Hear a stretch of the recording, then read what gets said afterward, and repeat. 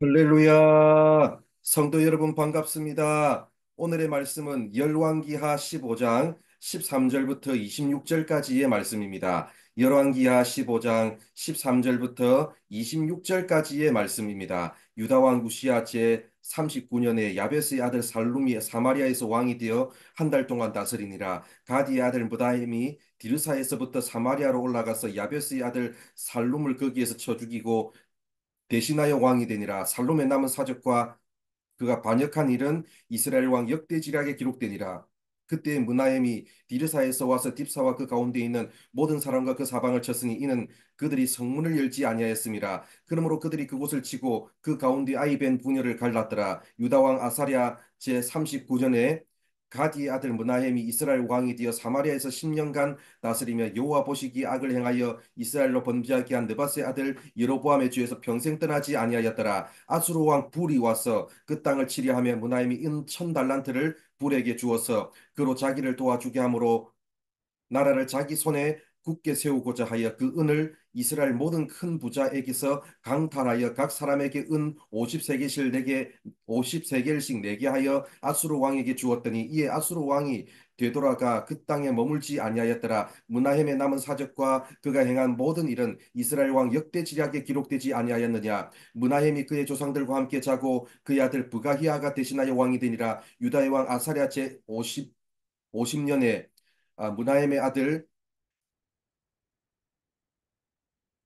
부가히야가 사마리아에서 이스라엘 왕이 되어 2년간 다스리며 여호와께서 보시기 악을 행하여 이스라엘로 범죄하게 한 느바스의 아들 여로보암의 죄에서 떠나지 아니한지라. 그 장관 르말라의 아들 베가가 반역하여 사마리아 왕궁 호이소에서 왕과 아르곡과 아리엘을 죽이되 길르아 사람 50명과 더불어 죽이고 대신하여 왕이 되었더라. 부가히야의 남은 사적과 그가 행한 모든 일은 이스라엘 왕 역대지략에 기록되니라. 아멘.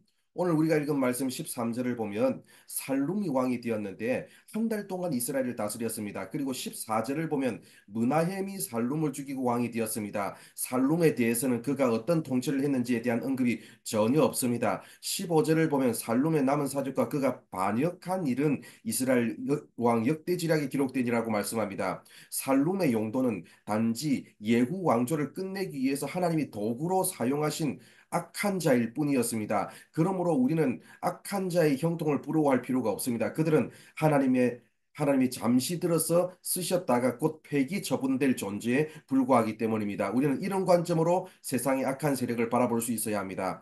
17절을 보면 살룸을 죽이고 왕이 된 문하임은 10년간 이스라엘을 다스렸습니다. 18절을 보면 문하임은 여호와 보시기 악을 행하였고 여로보암에 대해서 떠나지 아니하였는데 여기서 특이하게도 평생이란 말이 붙었습니다. 여로보암의 죄에서 평생 떠나지 아니하였습니다. 19절을 보면 아수르 왕 불이라는 사람이 북이스라엘로 쳐들어왔을 때 문하임은 은 1000달란트를 아수르 왕 불에게 바쳐서 위기를 모면했습니다. 한 달란트만 하더라도 34kg 정도 되는데 1000달란트면 엄청난 양입니다. 20절을 보면 이 엄청난 양의 은을 공수하기 위해서 이스라엘 내의 큰 부자들에게서 강탈해서 은을 반일했습니다. 문하임은 하나님과 전혀 관계없이 그저 손쉽게 돈으로 그것도 백성들을 수탈한 돈으로 문제를 해결하려고 했습니다. 그래서 다른 왕들의 경우에는 그냥 여로보암의 죄에서 떠나지 아니하였다고 기록되어 있지만 문하임의 경우에는 평생이라는 말을 덧붙였습니다. 그렇게 해서 평생 여로보암의 죄에서 떠나지 않은 결과가 뭡니까? 아무리 금송아지 우상을 하나님이라고 불러봐야 북이스라엘의 번영이 오기는커녕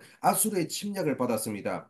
금송아지를 숭배할수록 나라는 더욱더 가난해졌고 백성들은 수탈을 당할 뿐이었습니다. 이렇게 해서 문하임 정권은 몰락했고 23절을 보면 문하임의 아들 브가히야가 이스라엘 왕이 되어 2년간 다스렸습니다. 24절을 보면 브가히야도 여호와께서 보시기에 악을 행하였고 여로보암의 죄에서 떠나지 아니하였습니다. 25절을 보면 베가의 반역으로 브가히야의 통치도 2년이라는 너무나 짧은 시간 만에 막을 내리고 말았습니다. 25절을 자세히 보면 베가가 반역할 때 브가이아는 사마리아 왕궁 호이소라는 곳에서 숨어 있었습니다. 그리고 그곳에는 길르앗 출신 50명의 호위병이 있었습니다. 그러나 그 어떤 것도 그를 보호해주지 못했습니다. 아무리 안전을 위한 장치를 마련한다고 하더라도 하나님이 보호해주지 않으면 절대로 안전을 보장받을 수 없습니다. 오늘 말씀에 나오는 북이스라엘의 왕들은 모두 번영을 바라면서 금송아지를 우상으로 섬겼지만 오히려 나라를 빈궁하게 만들고 통치권을 이렇게 위태롭게 만들 뿐이었습니다. 하나님을 섬기지 않는 자들의 결말은 다 똑같습니다. 파멸과 영원한 형벌뿐입니다. 사랑하는 성도 여러분, 오늘도 이 땅을 살아가는 동안 세상 다른 헛된 종교, 세상 다른 헛된 존재, 세상 다른 헛된 소리에 마음을 빼앗기지 마시고 세상 다른 안전장치의 마련을 위해서 분주히 다니지 마시고 여호와 하나님만을 내 삶의 안전장치로 삼는 우리 모두가 되기를 바랍니다. 문하임처럼 어려움이 찾아왔을 때 하나님과 전혀 관계없이 돈으로 인간적인 방법으로만 문제를 해결하는 세속적인 사람 되지 마시고 내 삶의 모든 영역에서 하나님의 통치하심을 인정하고 통치하심을 받는 우리 모두가 되기를 바랍니다. 기도하겠습니다. 하나님 감사합니다. 오늘도 이렇게 우리를 사랑하여 주셔서 부족한 우리들에게 말씀해 주셔서 감사드립니다. 하나님을 의지하지 않는 자의 결말은 다 헛된 것일 뿐이라는 것을 오늘 말씀을 통해서 가르쳐 주셔서 감사합니다. 오늘도 이 세상 살아가면서 세상 다른 헛된 것에 마음을 빼앗기지 말고 오직 하나님만을 인정하고 하나님의 통치하심을 받으며 살아가는 우리 모든 성도들 되게 하여 주시옵소서. 오늘 하루의 삶도 하나님께서 이끄시고 인도하여 주실 줄 믿사오며 예수님의 이름으로 기도드립니다.